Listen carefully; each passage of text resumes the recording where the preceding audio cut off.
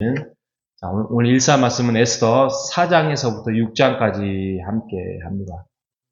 하만의 음모로 인하여서 이제 유다 백성이 이 페르시아에서 몰살을 당할 위기에 놓여 있습니다. 어제 말씀드린 하만은 그래도 2인자예요. 왕 다음에 국무총리격인 2인자고 자기에게 절하지 않는다는 이유 하나만으로 모르드게 그 한 사람만이 아니라 유다인들을 다 죽이려고 하려고 합니다.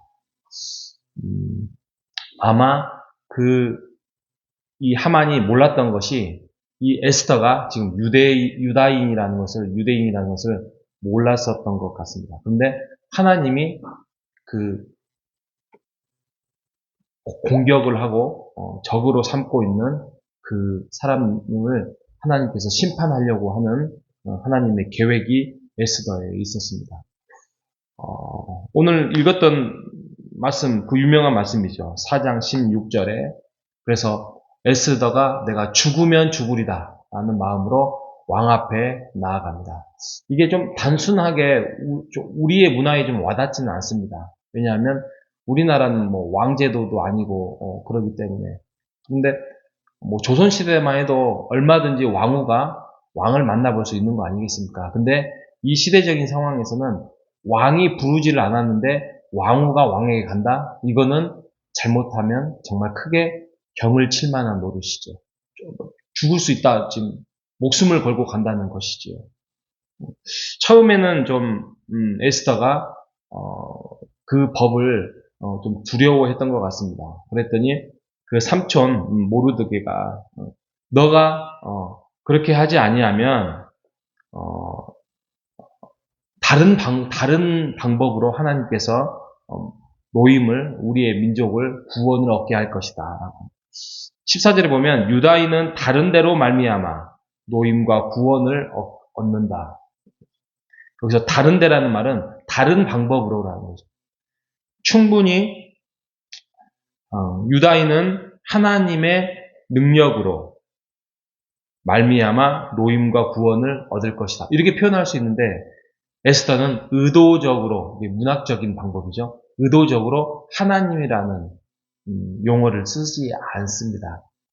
그래서 보통 이제 에스더의 1장부터 10장까지 되어 있는데 가장 핵심적인 단어를 통해서 주제를 정하십시오. 그러면 보통 에스더는 죽으면 죽으리다. 그렇죠?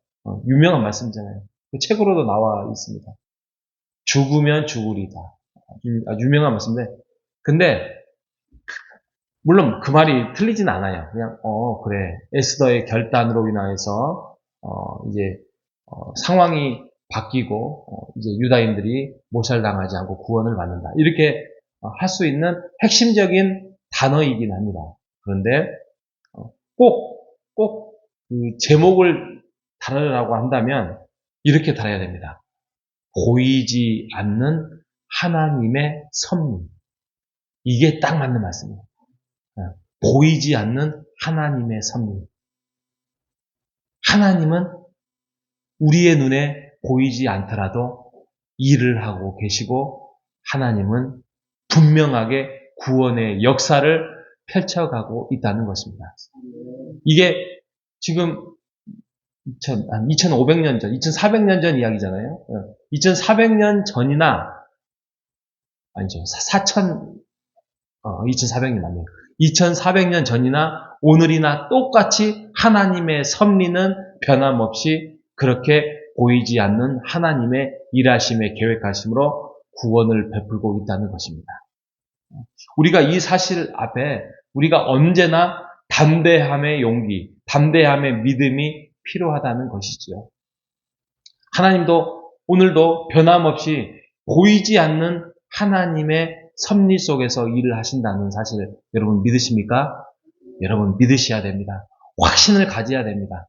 여러분 확신 속에 살아야 우리의 믿음뿐만이 아니라 우리의 삶이 훨씬 더 강하고 또 확신 속에서 살아갈 수 있는 것입니다. 하나님은 오늘도 똑같이 영적인 세력 앞에서 우리를 잠시 유보 상태에 놓습니다. 어떻게 보면 이 영적인 하만의 공격이 오늘도 우리를 큰 권세의 사단 앞에서 우리를 잠시 그냥 버려둔 것 같습니다. 그런데 이것은 언제나 우리를 성장시킬 수 있는 테스트라는 것이죠. 신약 베드로 전서인가요? 우는 사자와 같이 삼킨 자를 찾는다라고 했잖아요. 오늘날 똑같이 우리에게도 그러한 유혹과 또 어려움과 재난과 또 고난이 찾아옵니다. 그런데 하나님은 하나님을 찾는 자, 죽으면 죽으리다 라는 심정으로 찾는 자에게 하나님께서 더 크게 일을 하신다는 사실을 여러분 기억하시는 여러분 되시기를 바랍니다. 여러분 가만히 뒷짐지고 있는다고 또 가만히 하나님을 찾지도 않고 하나님 내가 자녀인데 내가 알아서 살면은 하나님께서 알아서 하시겠지? 아니요. 그렇게 일을 하나님은 안 하십니다. 그런 마음으로 갖는 자, 하나님을 찾지도 않고 그냥 하나님이 알아서 하시겠지라는 하면서 자기의 계획 속에서 자기가 해나가는 사람들은 대부분이 하나님의 뜻을 찾지도 구하지도 또 하나님의 섭리를 인정하지 않습니다. 그리고 결국에는 모든 영광을 자기에게 돌릴 수밖에 없어요. 자기만 위하고 자기의 영광을 찾는 거지 하나님을 찾지 않습니다. 여러분 절실하게 하나님을 찾는 여러분 되시기를 바랍니다. 절실함이 있어야 절실한 신앙과 절실한 하나님을 만남과 하나님을 찾아야만 그 절실한 열정이 우리에게도 나올 수 있습니다. 이것을 보통 우리가 믿음이라 하지요. 이것을 바로 우리의 신앙이라 하지요.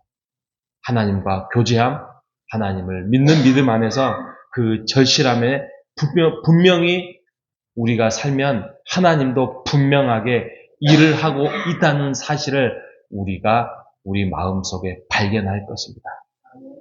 여러분, 그 절실함이 이 5장 9절에서 14절에 보면은 하만도 뭐를 좋아했냐면 사람들에게 인정받는 걸 좋아했어요. 사람들에게 인정받는 걸 좋아했어요. 그래서 자기를 높이지 않는다고 해서 한 민족을 몰살시키려고 하지 않나. 그리고 왕에게 부름을 받는 거에 대해서 좋아하지 않나.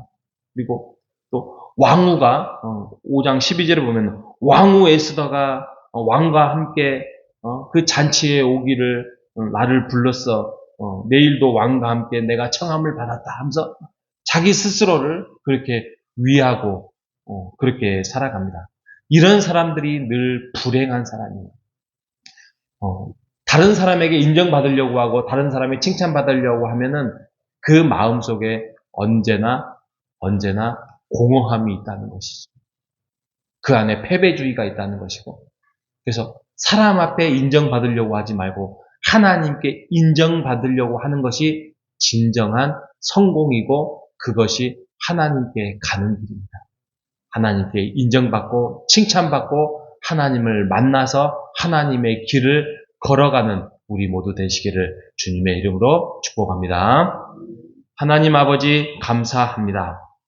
에스더의 말씀을 통하여서 에스더가 죽으면 죽으리다 라는 심정으로 하나님 앞에 또 삼촌 앞에 다가섭니다. 왕 앞에 다가섭니다. 하나님 이런 상황들을 하나님 만들어 놓게 하시고 결국에는 위기에서 새로운 출발과 새로운 시대로 나아갈 수 있는 이 말씀이 우리에게 큰 위로가 되게 하여 주시옵소서. 하나님 우리가 고민하고 걱정하고 또 염려하고 있는 모든 부분들이 있거든 오늘의 이 에스더의 고백처럼 주님 앞에 절실함을 주님을 찾고자 죽으면 죽으리다라는 심정으로 주님 앞에 다가서는 우리가 되게 하여 주시옵소서. 하나님을 만나게 도와주시고 하나님 안에서 음성을 듣게 하시고 하나님의 음성 속에서 그 절실함을 쫓아서 일을 시작하고 하나님 앞에 신앙 앞에 하나님 우리가 무릎 꿇고 다가서는 우리가 되게 하여 주시옵소서. 살아계신 예수님의 이름으로 기도합니다. 아멘.